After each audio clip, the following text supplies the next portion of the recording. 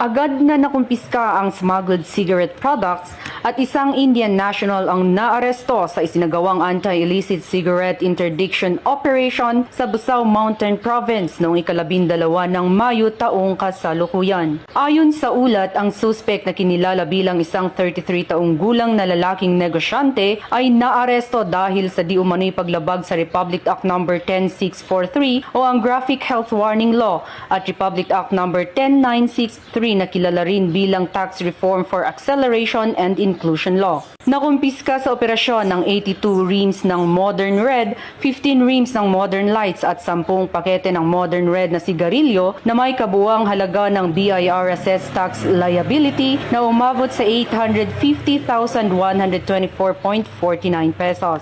Ang operasyon ay naging matagumpay dahil sa magkasanib na puwersa ng mga operatiba mula sa Busao Municipal Police Station, Provincial Intelligence Unit, Provincial Drug Enforcement Unit at Provincial Legal Office ng Mountain Province Police Provincial Office, Regional Mobile Force Battalion 15, 1st Mountain Province Provincial Mobile Force Company, Regional Intelligence Unit 14, Regional Intelligence Division, Criminal Investigation and Detection Group at BIR. Isinagawa ang on-site inventory ng mga nakumpiskang kagamitan sa harap ng mga opisyal ng barangay ng nasabing lugar. Ang suspek at ang mga nakumpiskang kagamitan ay dinala sa Busao Municipal Police Station para sa wastong dokumentasyon at disposisyon bago magsampa ng angkop na kaso. Ito ang bagong PNP para sa bagong Pilipinas, serbisyong mabilis, tapat at nararamdaman.